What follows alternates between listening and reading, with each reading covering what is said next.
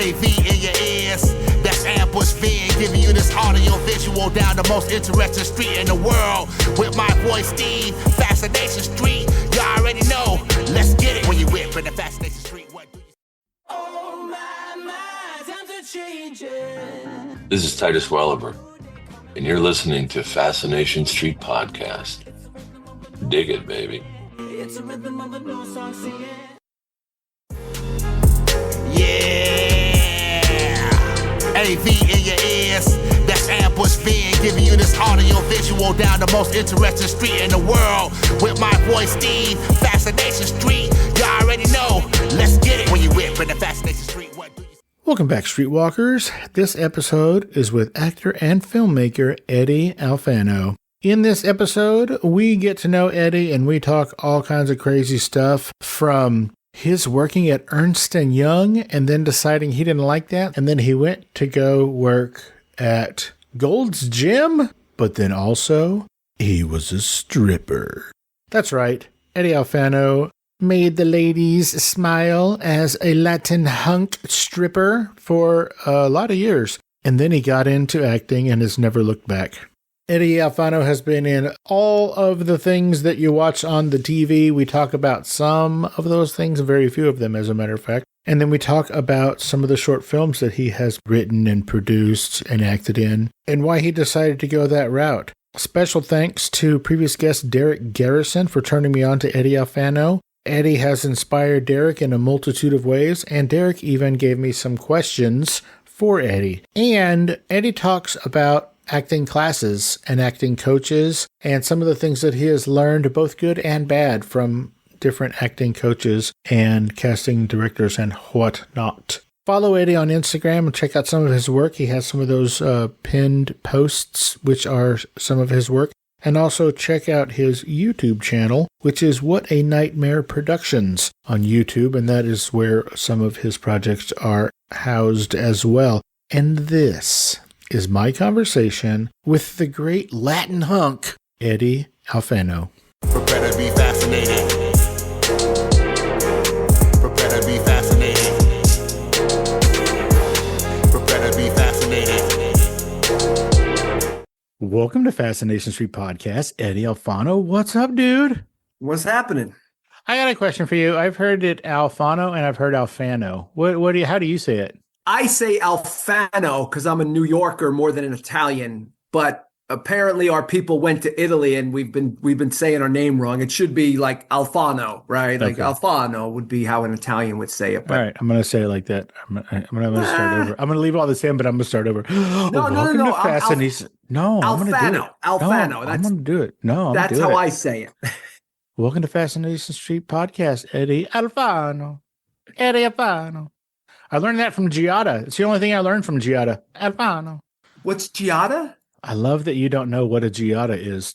Giada De Laurentiis is the granddaughter of Dino De Laurentiis, a huge filmmaker, and Giada De Laurentiis is a massive Food Network personality. She's a chef, and she has restaurants in Vegas and somewhere else. She's huge. She got her own line of whatever, pastas and sauces, and Giada De Laurentiis is huge, especially in Food Network. And Food Network is in New York. What's wrong with you? But you said you got that from her. She doesn't say my name. You don't know? No, she says everything. She goes, she says like, pasta fagioli. Pasta fagioli.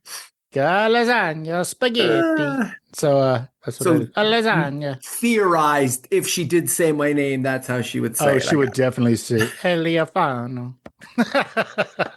Thanks, Giada. So, Eddie, what I like to do, man, is I like to start out from the beginning. It helps us understand how the guests got from where they were to where they are. But before that, I want to tell you how I found you. There is a gentleman who you inspired to become a filmmaker. His name is Derek Garrison, and he is a public high school principal in Oregon. And you inspired him to become a filmmaker. And his most recent film, which is his first full-length film, is called Van Damned. It's Vandamned, like if a van was cursed, right? Like a damned van. So Van Damned. That came out a few months ago, and his episode came out a few weeks ago. But he was telling me how much you have inspired him. That's crazy. That's how I found you. So Eddie, tell me where you're born and raised, man. Where'd you grow up? So I grew up in Deer Park, I'm technically born in the Bronx, but my family left the Bronx shortly after I was born, and I grew up in a town called Deer Park on Long Island. On Long Island. All right, cool. Does Yeah. that mean that you take the LIE to go somewhere? Exit 51 on the LIE. Yeah. There you go. I only know about the LIE from the BC Boys. It runs right down the middle of Long Island, and you identify by what exit on the LIE. If you're like, yeah, I'm exit 51, and the snobby Nassau people will be like, oh, you're that far out. You sound like Eminem. I mean, like, oh, you've never seen a mile south of eight or whatever. Yeah. It's definitely like, and then we look down at the people that are like exit 65. It's like, 65, gross. Why would you even talk to those fools? out in the sticks. Gross. Yeah. That's awesome. What did you want to be when you grew up? It ain't this. Probably an athlete. If I had any aspirations as a kid, we were into sports, me and my brother, baseball, basketball, football, and it probably rotated every year as to which one I wanted to be a pro in, starting with baseball. And then by high school, I focused on football, and I played 1 year of college football, and that was the end of that. Did you win? We were actually 0, and I went to Fordham University, which is in the Bronx. And we had just sort of transitioned to 1AA, and we were 0-11 my freshman year. Congratulations, buddy. I didn't see the field, so it wasn't my fault. But yeah, but they got better. They're like a competitor now in 1AA. I've interviewed a few people who went to Fordham. Great school. Loved it. Well, good to hear. Apparently they're turning out some good eggs. So well done, Fordham. Yeah, shout out Rams. I do have questions from that fellow I mentioned, Derek Garrison, but I'm gonna hit those later. Yeah. Whenever I say to somebody, like I've been saying all week, hey, I'm gonna get to interview Eddie Alfano, and they go, oh my God, the Latin hunk. Tell me about this Latin hunk thing, bro. What's going on, my man? Put those nipples away. Just talk to me. Just talk to me. Yeah. So when I first moved to Los Angeles, I went to college for accounting. I worked at Ernst & Young in New York City for 9 months, quit, and kind of was like dropping out of society was my goal. I was just like, screw the corporate world. I just want to experience life. And I drove cross country, moved to Los Angeles, was running out of money, and then met someone who was like, have you ever considered working as a stripper? And I was like, funny you should say. Yeah, I would totally do that. If it's for dancing for women, sign me up. He introduced me to a couple of guys that ran a company. Yeah, I guess I'll say it was called Latin Connection. And it was a male exotic dancing company that did private bachelorette parties. And I kind of met the guy and then had to think about it. I'm like, am I really going to do this? And then it was basically one of those, if I didn't do it, I was going to have to drive back to New York because I was going to be out of money. And then I did that. I did that for 7 years. It's a long time. It's too long of a time. 1 year would have been great. 7 was a bit excessive. That doesn't seem like a Monday through Friday 8 to 5 gig. No, you basically worked Friday nights and Saturday nights and occasional Sunday afternoon parties and an occasional like office party where it was someone in human resources was having a birthday and they called a stripper to show up to the office. Happy birthday, Janice. Literally that. And you're doing it in cubicles in broad daylight. That is so weird. It's not the most fun version of stripping. What is the most fun version? So during that 7 years where you're shaking your caboose at nights, what are you doing during the day? Like, how does your week go? You're working 2 days a week, man. Even before that, I got a job working at Gold's Gym Venice, working at the front desk, making $8 an hour. I thought Gold's Gym Venice was on the beach. There's no front desk on the beach. No, that's Muscle Beach. Oh. Gold's Gym is moved to like multiple locations, but it's at its current one, which is like 2 blocks off the beach on Hampton Avenue in Venice. Okay. So that, you're just checking people in basically was like the extent of the job. I had saved up some money and, the $8 an hour there was not, I was just blowing through my savings. So I worked nights there. And then during the day, I worked out at the gym and had way too much free time to contemplate what's the meaning of life and why does any of this matter? So you spent your days working out and your nights taking your clothes off? Well, working at the gym Monday through Thursday, and then weekends. Yeah. At that time, I really got into the fitness world. I was doing photo shoots for the bodybuilding magazines and doing the fitness modeling world. Did those pay? No, it's the worst. This was before Instagram. So now a lot of those people can monetize being a jacked meathead and they could turn it into endorsement. The goal then was to try to get a supplement deal. And even those weren't that good. And they were very hard to come by if you weren't a pro bodybuilder or the cover guy on all the magazines, basically. Sure. So I stripped. So that's how I solved that problem. Thanks, Valentino. At what point did you decide that you wanted to step in front of a camera? 2 or 3 years into that version of life where I was doing nothing with my life besides stripping and working at the gym, I was like, what am I doing? Like the putting my life on hold thing is getting old. And I wanted to aspire to, so I'm not a lazy person. I just need something that I care about in order to be, focused. I was exposed to a lot of people who were pursuing acting, and through them, I decided to enroll in an acting class at Santa Monica College, like just literally a college acting 101 class. And I did my first scene in front of the class. It sounds so cliche, but I instantly fell in love with the art of acting. It sounds cheesy, or the acting bug or whatever stupid shit people say, but it was genuinely like one of those moments that a light bulb went off. I always say it was the first thing I cared about since I stopped playing football. Really? First thing that really grabbed you?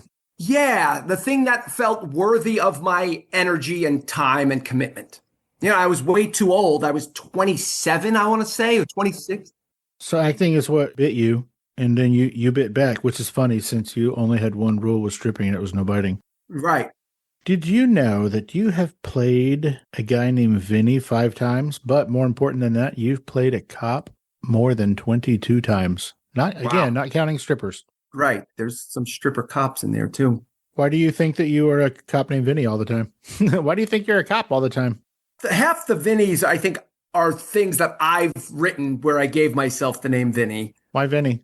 The Cops was, you haven't seen my short film, Cops and Robbers, have you? I have not.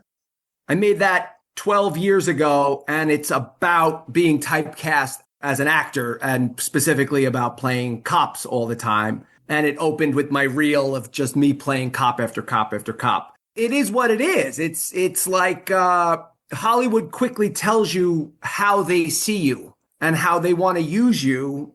And it often isn't how you see yourself or how you want to be used, but it's better to be typecast than not cast is the rule of thumb.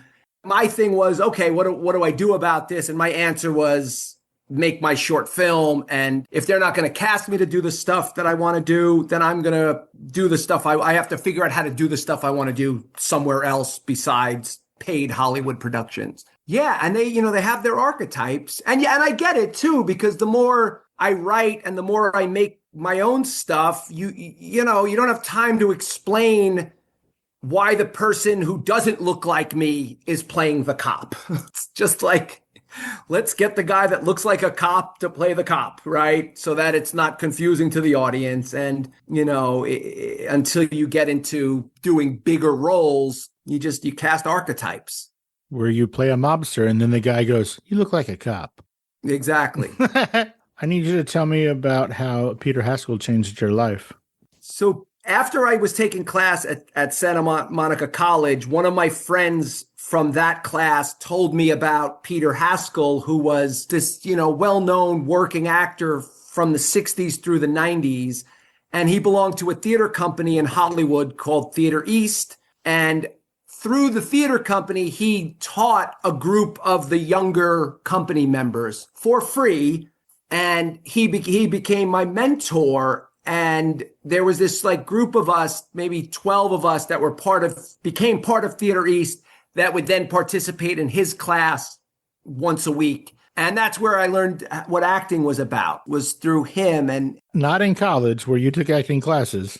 Yeah, well, look, I don't, Santa Monica College was great, and college in general, acting classes are great to get people on a stage and over their fear of performing and this and that. But most of them tend to be too broad. The type of acting that you're doing there tends to be broad and not internal emotional work. And I think that's probably what it should be. You know, it's a weird thing, acting, and it's weird when young kids get involved in it and like you might not be ready for it. But the point was, when I met Peter, he showed me what the type of acting, if you want to work in television and film, what type of acting that has to be.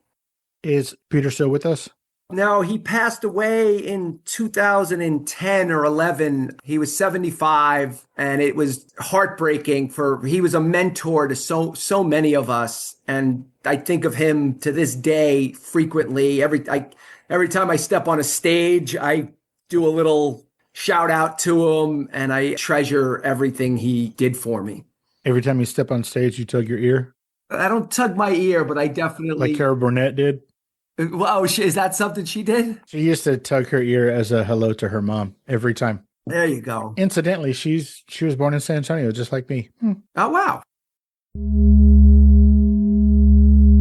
Hey, Streetwalkers, here's a word from our sponsors. Let's get back into it. I need you to tell me about your 5-year plan. Yeah. So literally, like, the week after I did that first scene at Santa Monica College, I remember talking to my mom back in New York. I said the thing no mother ever wants to hear: Mom, I'm going to be an actor. You know, this is, mind you, 3 years now removed from where she was so proud that her son had graduated from Fordham and got a job at Ernst & Young. And 3 years have gone by and I'm really not doing anything. She didn't know I was stripping. She just thought I was at the gym. And then I'm telling her I'm going to be an actor. And I could just imagine what was going on in her head. But I gave myself a 5-year game plan where, you know, it's not, oh, I'm going to be a star in 5 years. But I was like, at the end of those 5 years, you have to see something that gives you a kernel of, you should keep doing this. I didn't define it. It was loosely defined as like, you know, being a working actor. And then the definition of working actor gets changed every year for me. But I just needed to have some sort of thing that was a signal that, yes, you ought to continue this for 5 more years. And that happened. You know, I got my first real film role, had a national commercial, and did a couple of TV shows all in that 5th year. Might have even been the 4th year. And I remember I quit stripping and I was like, this is it. I'm a working actor.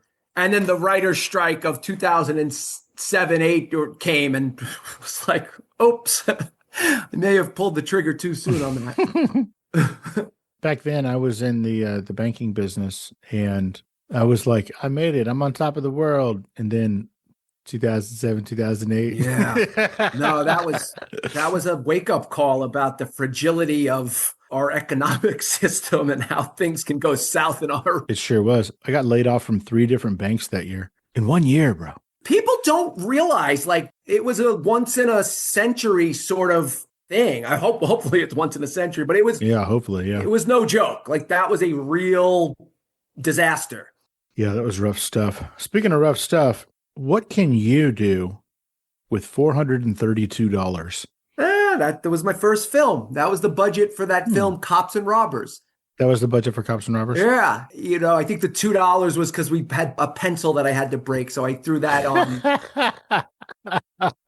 I got my friend Marco Ragazzino, who was part of my mutual friend group, who was a director. One of my other friends, I had this idea. I wrote the script. He's like, you should get Marco to direct it. And Marco shot on, what was the camera that just came out that changed, like the 7D or the 5? Was it the red camera? Before red, it was like the 5D or the 7D. Oh, okay. Wow. When you used to shoot stuff back in the early 2000s, it always looked like crap unless you had like great lighting and you know, you needed a crew to make it look good. And then that camera changed the game. I mean, at least for my life, where, you know, it was just him. Like, we didn't have a proper crew. We got our friend Greg Roman to hold the boom mic. You know, I wasn't paying for any of that. Yeah, and then that short, it went on to a bunch of festivals. It won a few festivals, and it just I don't have Vin Diesel's story where it goes to the Cannes Film Festival and Steven Spielberg saw it, right? It wasn't like, but it changed how I saw myself, which was extremely important for me. Some people saw it, but it wasn't like I got a job because of it, but it changed my life in the sense that it changed how I viewed myself as an artist, so to speak. I heard you say once that nobody likes an actor running around trying to get a job. Yeah. What does that mean? When I got into this, all I was doing was acting, right? And when you're an actor, you're a beggar, right? You're begging people at every step. You're begging people to see you audition. You're begging people to represent you as an agent, and you're begging people to see the thing the play you're in. And nobody likes that. That's a bad energy. And then what I learned from Cops and Robbers, and even before that, just like some dumb YouTube video I made, now all of a sudden people were coming to me with like, oh, that was great. Ha ha ha. Like, what else do you have? And it really changed. I was like, it was another light bulb going off of like, this is the energy you want, where I'm putting stuff out there and it's pulling people towards me versus I have to do the pulling. That makes sense. Not in any way equal, but it's kind of how my show started. Like when I first started, I was having to beg people to be on. Aside from that, those first ones that I did, and those were just people doing a favor. But once it was released, I felt like I was just having to beg everybody to be on. And then at a certain point, and representatives, especially when you first start doing this, they're like hockey goalies. They're like, no, you're not getting anywhere near my client. Yep. And so that made it a lot harder. But, as it got on and as I got better at it and more episodes and also some more names under the belt of the show, now the only time I deal with a publicist is when they're reaching out to me about their client, which is amazing. So like you were saying, it's fun when you get to that point where it's coming at you versus you going at it all of the time. Yeah, no, look, and I just want to add to that though, because 20 years ago, I would have listened to someone say what I just said and I would have been like, go fuck yourself, right? So I want to, for that person out there, it's a shame that that's what actors have to do, right? Like the job of the actor should be, I audition and I'm great and you get attracted to me. You know what I'm saying? Like, it's a shame that it's not that, right? And casting directors, they don't do that unless you're 15 or 18. They don't really care about the actor that's can't play 18 like or younger. They don't care to discover them, right? I was a victim of that, right? It was like, I'm good, but nobody gives a shit and it's not doing anything for me. It's dying in the room, right? Or nowadays it's dying in the self-tape. There's young actors out there or whatever, older actors out there and they're crushing it. And then their self-tape's not even getting watched. That should be it. That should be enough. That's the fucking job of the actor, is to be great in the audition. But I was thinking that and I was getting nowhere, right? Like it was like that reality. And then, I used to say to my friends, oh, you should make your own stuff. And I'm like, well, I'm not a writer, And I used to get so angry when they would say that because it's like, well, fuck you. I'm an actor. I'm not a writer. Can I curse? Is that okay? Well, I hope so. All right, good. I hope it's okay. Yeah, of course you can. But there's only one word you can't say, and I don't imagine you will. No, it's just like throw a lot of F-bombs out. I can't, especially when I get worked up over this stuff. But you know what I mean? So hey, you're Italian. So, yeah, I'm talking with my hands too.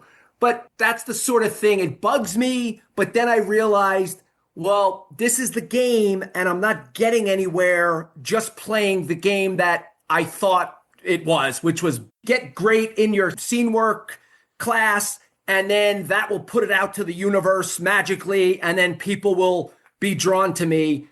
And what I've learned is that the more that I write and make stuff, that has been the only thing that has given me, a slight amount of success, It's heartbreaking when you figure that out, isn't it? Like I thought, well, you know what? Especially 8.5 years ago, I was like, you know what? I'm going to start a podcast. I'm going to be the man. Everybody's going to love me and my show because I'm doing a thing. And nobody gave a flying fuck, Eddie. Yeah. It was like I was screaming into the void. Nobody cared. And that's a tough realization when you get, however many episodes you get into and you're just like, oh, fuck me, man. Why am I doing this? Oh, I'm doing this for me. I better be doing it for me because nobody gives a shit.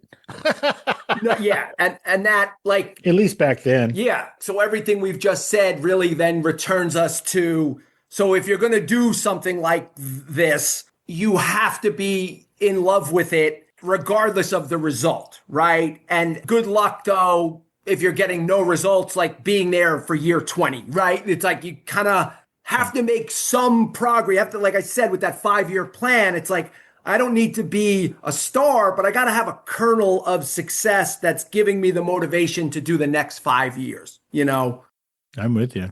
If I hadn't finally seen some success, I don't think I'd still be doing this 8.5 years into it, Yeah. It took a while, but I mean, when it finally got there, I was just like, oh, fuck. Whew, finally. Yeah. A previous guest, he was a podcaster and he gave himself 5 years. And he said, in 5 years, if I can't support myself with my podcast, then I'm going to quit. Wow. He did it for exactly 5 years. And then the way I found out that I guess he was quitting was he just went on to his podcast social media account and he said, I'm out. That's it. That's all he said. And he's never released another episode and it's just gone. And I was just like, oh, well, I guess he got to that 5 years and he wasn't doing what he wanted to do. Most people don't, like, good on him in some weird way. Like, if especially if, like, that was his goal, because, like, some people I think linger too long at stuff that they're not 100% passionate about. And it more becomes like a stubbornness. And it's like, all right, maybe leave it behind. Right. So yeah, in a lot of ways, good on him, Yeah. Good on you, Chuck. Okay, this is the part where I'm going to ask you the questions from a previous guest and a fanatic fan of yours. Again, this man's name is Derek Garrison. He is a high school principal for a public school in Oregon, and his first feature film is called Van Damned. You should check it out. It's everywhere. Yeah. All right. This is from Derek. What are some of your favorite everyman or neighbor characters in TV and film? Who are some of your favorites? These questions are always so hard, but what just popped into my head is a series that I just watched recently is the show Task. The actor Tom Pelphrey, he plays the character Robin. Have you seen Task with Mark Ruffalo? Okay, so the only thing I know about Task is that you put out a video. I did a little parody of Ruffalo in that. And Ruffalo's great in it, right? It's just there's some mannerisms that I was like, oh. But the actor Tom Pelphrey, who I'd never heard of because I didn't watch Ozark. If you want to see what good acting looks like, watch that guy in Task. I'm hypercritical of acting, and there's so many award-nominated performances that I turn off after the first 5 minutes because I think the acting is garbage. What that guy's doing in Task, and it is a very everyman guy, but I was like, that's what I want to do. And what's his name again? The character is Robbie. He's the other lead next to, he's like he's not he's sort of a bad guy, and then it's Tom Pelphrey is the actor's name. Thomas Pelphrey. He's on the rise. He won an Emmy for guest actor on Ozark, but I watched him and there would be scenes where I would just look at my wife and I'd be like, that dude is a bad motherfucker right there. Nice. That just popped into my head. Some of my favorite Goodfellas is not quite every man, but Ray Liotta in Goodfellas is one of my favorite performances. Well, I'm trying to think specifically everyman stuff. Well, I think you covered it with that dude. I answered your question. Yeah. Again, this is from Derek Garrison. Who is someone from way back that makes you laugh, and also someone from right now who makes you laugh? That's a good one. Way back. So again, the movie Airplane to me is everything in terms of my comedy. It was probably my first exposure to comedy. I saw it at a young age, and Leslie Nielsen, everyone in that, right? And then there's something about Mary, early 20s, seeing that movie was like a game changer for me in terms of comedy that gets me. Now it's, it's an interesting thing. I don't really care for any intentional comedy. I like weird, bizarre stuff that I'm not doing a good job of. I don't watch much comedy, to be honest. Like it's not what I seek out. I don't watch any comedy shows, but then there's some stuff, and I'll just give a shout out to the guys that I work with. I do a show called On Cinema with Tim Heidecker and Greg Turkington. I just randomly got cast in their thing, and then I learned about their show from being a part of it. That's the sort of comedy that I like, where it's just the fact that it exists is the joke, so to speak. Are you familiar with On Cinema at all? I'm familiar with it, but I'm more familiar with the fact that the fans of that show are insane fans. They are insane, yes. I actually have that here for me to ask you, not Derek, but for me. What is the fan base like for On Cinema? It's a cult, is what it is. Mm-hmm. Sure. They're amazing. They have become part of the universe, essentially. And via social media and via Reddit, they are in character as they're commenting on my social media, on Tim's social media, in Reddit. I didn't get it at first, but then the longer I've been in the world, the more you start to understand all the inside jokes. And it's a fun universe that they've created. And I don't know how big that universe is. I don't know if it's 10,000 people or 5 million. It's somewhere in between there, but it is a passionate, very smart, cerebral fan base, and they've become a big part of the world. The show wouldn't exist without them. I love shows like that. Yeah. Hey, Streetwalkers, here's a word from our sponsors.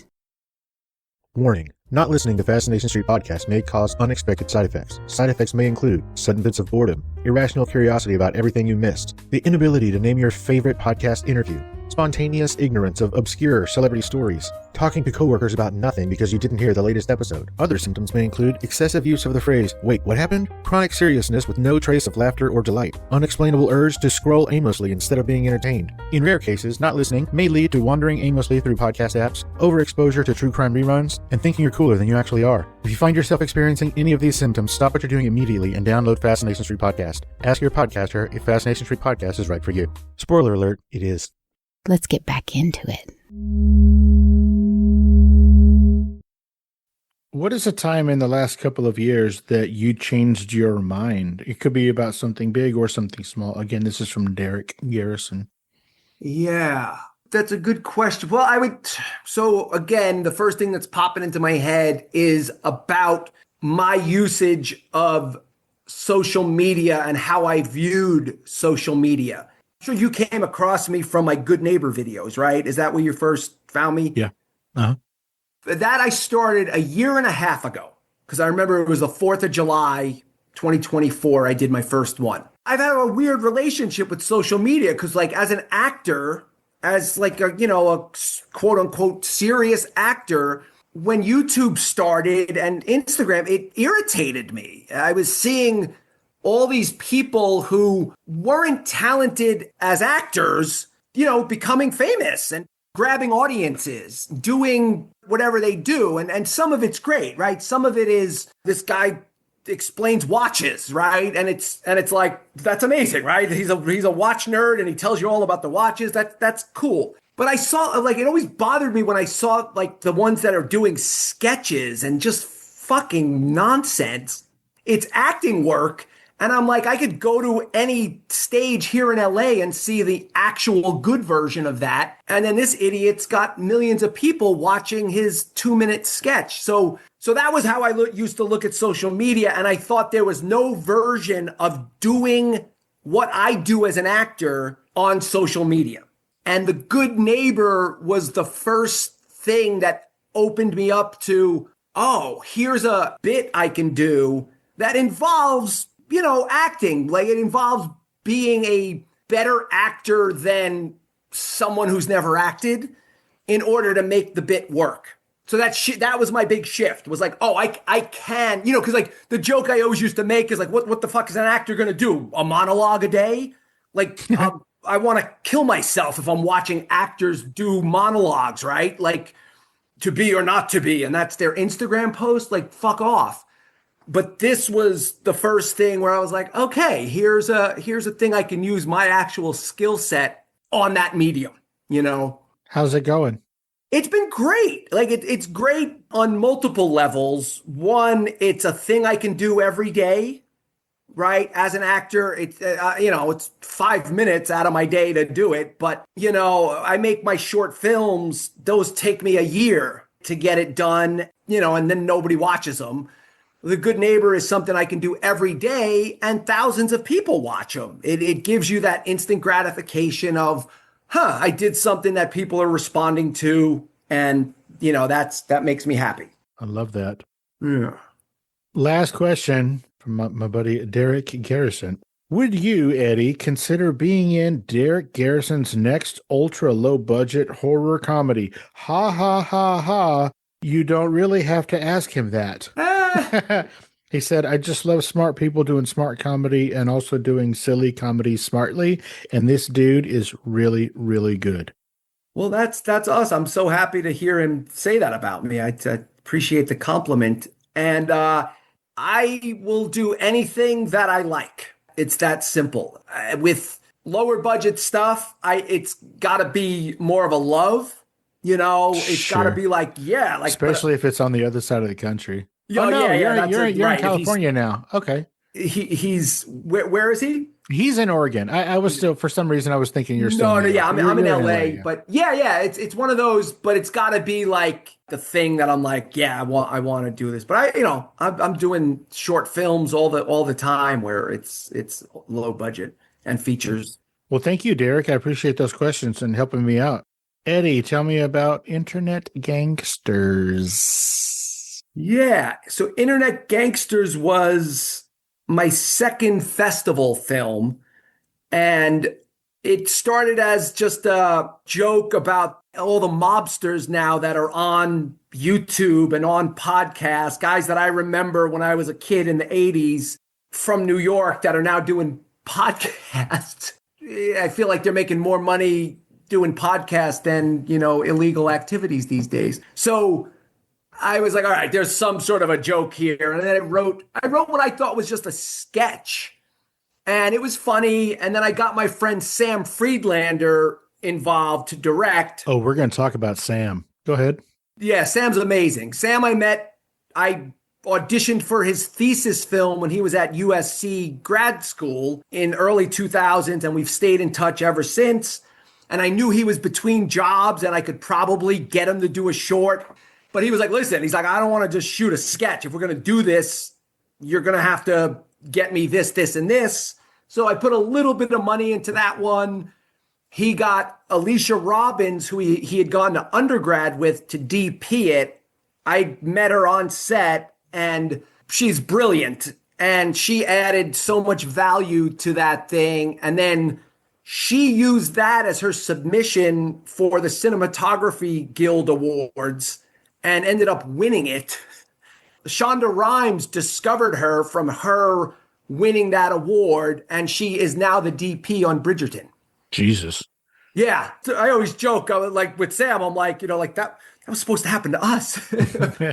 She's amazing. It's like when I met her, I was just like, God, I didn't pay her anything. She worked for free on that and brought all this equipment. She brought her husband, David Smith, who is saved the day. He's just one of those guys that has all the equipment and knows everything technically. So, it was one of those just beautiful stories that you don't hear enough of, but someone showing up, working for free and giving it their all, and then using that as their vehicle to launch an amazing career she's having now. But doing that inspired Sam to make the feature Baby Splitters, that he cast me as one of his leads, because he was like, we shot that thing in one night. He's like, a feature is just 20 of those.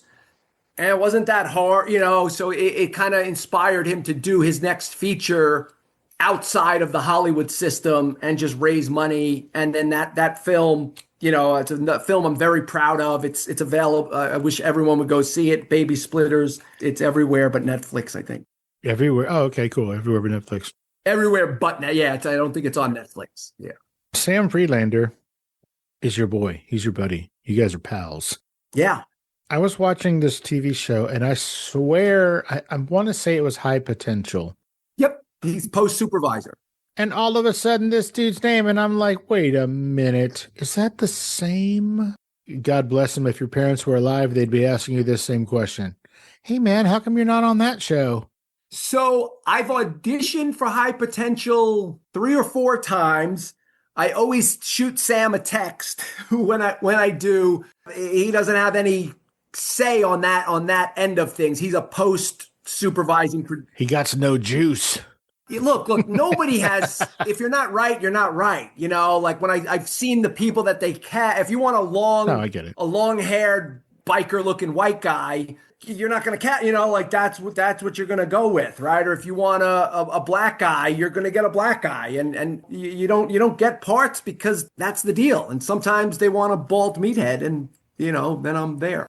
I think that they should have cast you for that role. Can't remember the guy's first name. His last name is Pardo. He's the guy from Mayans. Did you ever watch Mayans? I never watched Mayans. No. That was a good show. J.D. Pardo. On High Potential, it was so weird because this was like maybe 2 months after the end of Mayans, where he was the main character for like 5 seasons. Right. And then he shows up on High Potential as like a love interest for the main character.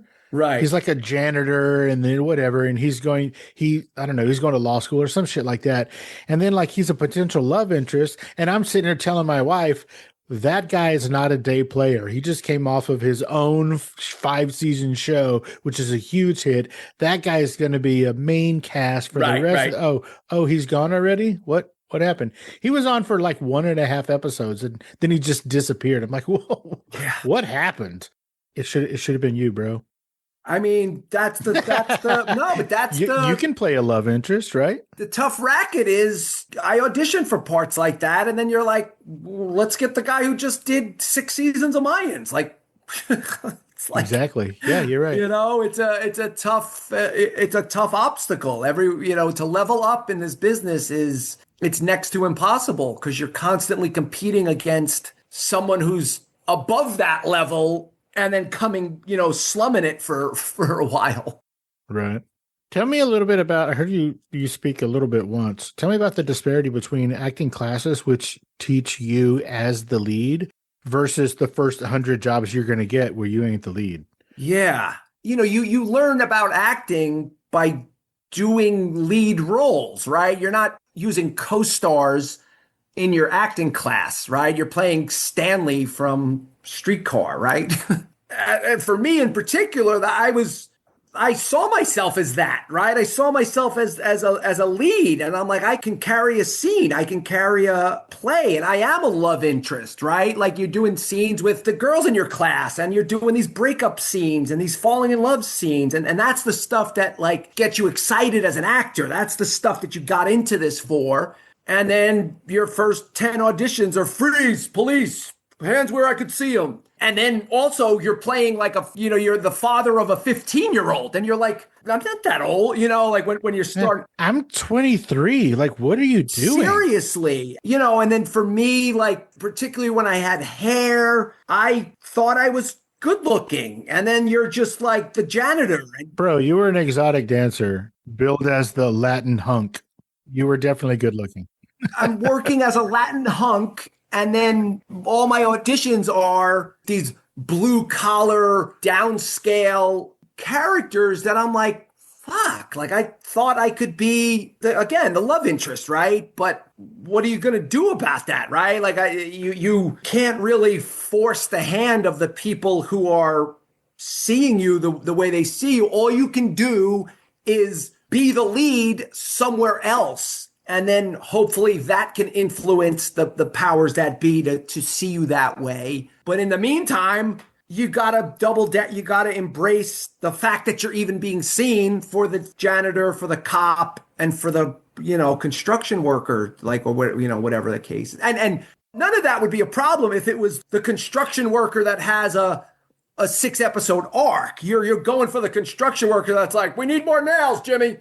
Right? Like, you're going in for these 1-line, 2-line co-stars that there's really no training for that. Maybe the problem is you try too much when you're doing all the acting classes and doing the work of an actor, and then you get a 2-line part and you're trying to apply all of that acting into a 2-line co-star, which can get you in trouble. But you figure out how to get those jobs, and there's really no like difference in acting other than just don't try to like reinvent the wheel when you're doing it. Sure. So this is what I'm envisioning.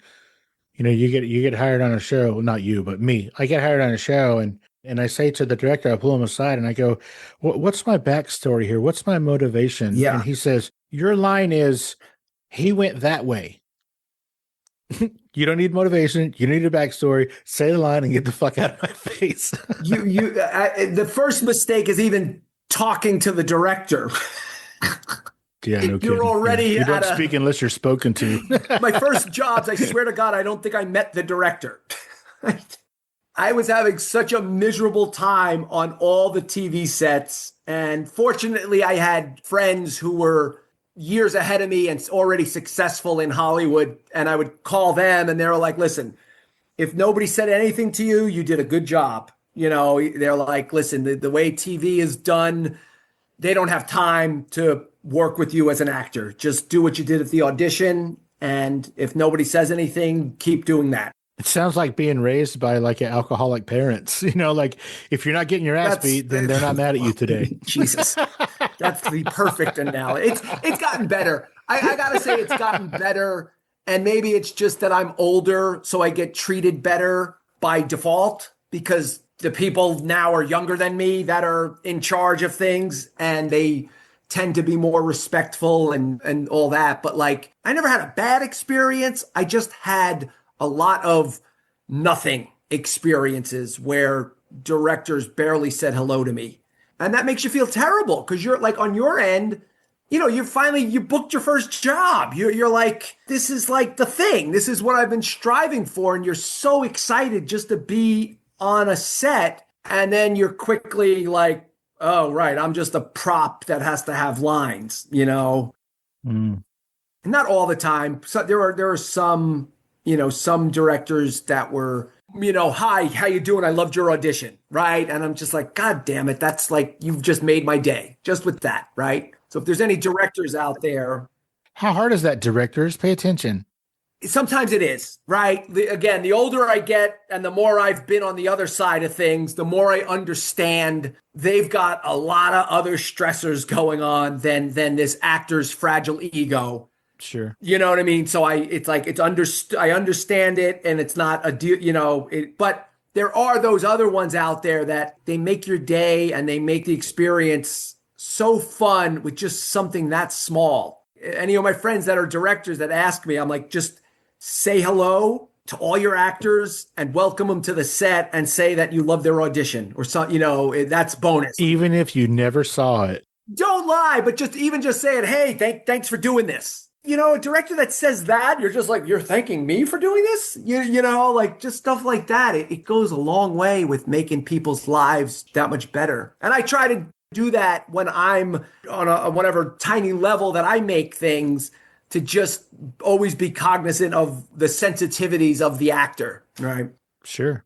Tell me about Mondays at the Office. That's my latest short film that went to festivals, and it is based off of my stripping days. Just to backtrack, I had co-written a feature film about my male exotic dancing days pre-Magic Mike. Me and my writing partner pitched that around town, and then it got converted into a television series pitch. We went to HBO, Showtime, and FX. and nothing happened with it. And then a month later, Channing Tatum and Soderbergh and Deadline are about to do a stripping story based on Channing Tatum's life. And I was like, oh, God damn it. And that was the nail in the coffin for our thing, the final nail in the coffin, because everyone passed on it to begin with. And it always bugged me. It bugged me that he got to tell his side of that world that was so different than my experience. And my story never got told on film. So, and then I got much older. I was like, well, I can't play a stripper anymore. So why would I make a short? But I was like, oh, I can play the boss of the company. And I reworked some of the stuff that me and my writing partner had done in the feature script and turned that into the short film Mondays at the Office. Is that somewhere where people can see it? Yeah, it's actually a pinned video on my Instagram account, which is at Eddie Alfano. It's on my YouTube channel, which is What a Nightmare Productions. If you just Google Mondays at the Office, Eddie Alfano. Is that something that you want people to do?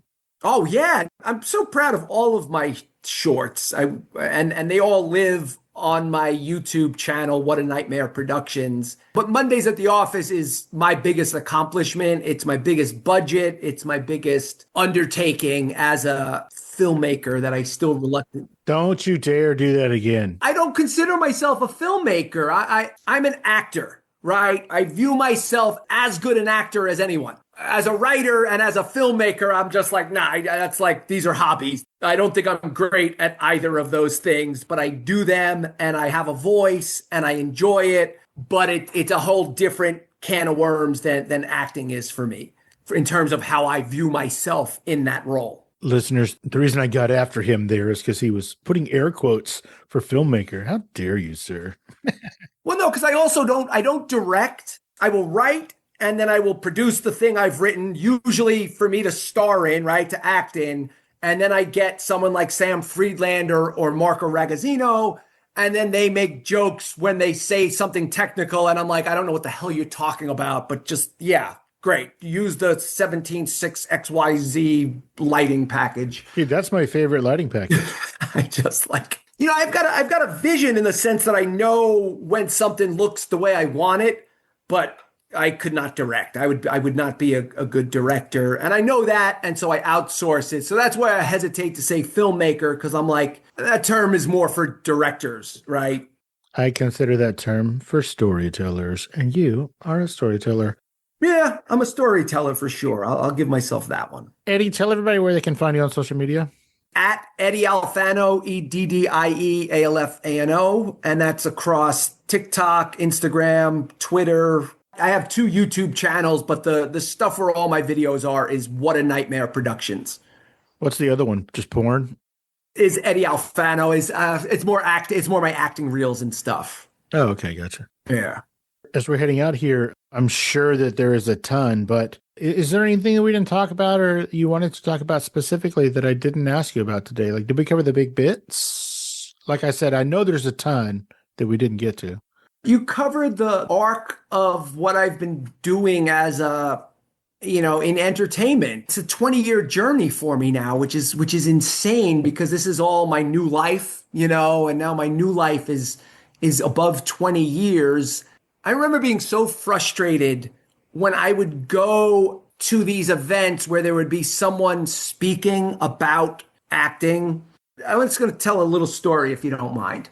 Do it. Because it'll capture what I'm trying to say. I went to a thing that another actor friend, we're all struggling actors, right? At Theater East, we're all trying to get gigs. So this girl that was in my class is like, hey, there's a casting director doing a free workshop at blah, blah, blah, right? It's all these like actors that will laugh at every dumb joke the casting director makes and just, and she's up there sitting there with, the king in the castle, and then all the actors are in the audience. Like, it's that dynamic. And she talks about Ashton Kutcher. Like her advice was like, Ashton Kutcher, one audition.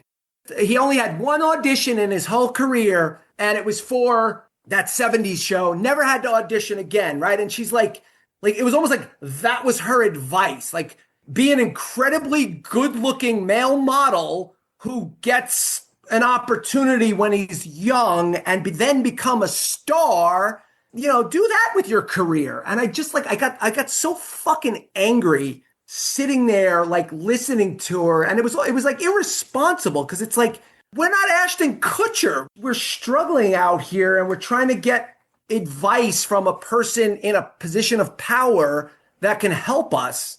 I don't know how I got to this, but I guess like when I hear myself talk now, I always try to think about the person who's 20 years behind me and to speak to that person who's like, what the fuck can I do, right? Like what can I do to get to the next step?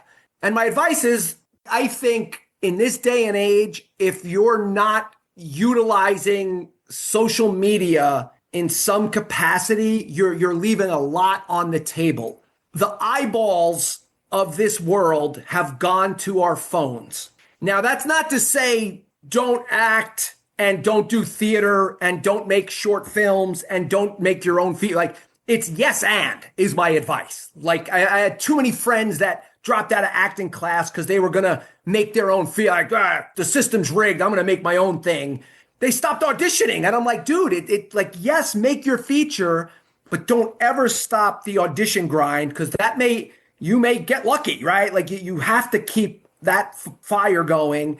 You have to be in class and becoming great as an actor. If you don't do that, you got nothing going on. You got to have steak with the sizzle. But my big thing now is like figure out some way to utilize social media to get you eyeballs, because it's such a gift. It's if you can figure it out, it's such a gift. And then if you've got the steak, if you've got the chops, if you've got the acting chops, the eyeballs that you're getting from social media will then see that you've also got the chops, and you're not just going to be some TikTok star doing makeup videos. You're showing off the fact that you're an actor, and then you're getting yourself those eyeballs. Because like, look, your self-tape is getting 2 eyeballs, 2 casting directors, and then maybe a 3rd eyeball, right? So you're doing all this great acting work, but it's got no eyeballs on it. Now, that's not to say put your self-tape, like the thing you do on social media, it shouldn't be monologues. It shouldn't be the behind the scenes acting stuff. But if you can figure out a character, if you can figure out a bit or a sketch that makes people laugh, that's the big thing that I see. And I see it all the time. I mean, I see so many people getting Hollywood opportunities. And then you find out like, oh yeah, the producers like follow them on Instagram. And you're like, Jesus Christ, that's what's happening now. But get on board. That's what's happening. Well, wonderful words to go out on. That's some really good advice for the up-and-comers and the youngsters out there.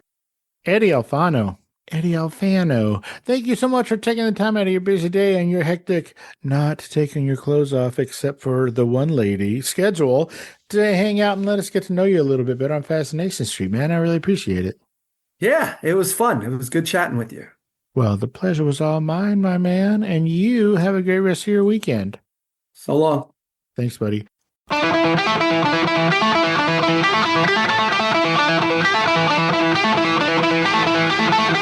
Opening music is the song FSP Theme, written, performed, and provided by Ambush Vin. Closing music is from the song Say My Name off the 2021 album Underdog Anthems, used with permission from Jax Hollow. If you like the show, tell a friend. Subscribe and rate and review the show on iTunes and wherever else you download podcasts. Don't forget to subscribe to my YouTube channel. All the episodes are available there as well. Check me out on Vero at Fascination Street Pod and TikTok at Fascination Street Pod. And again, thanks for listening.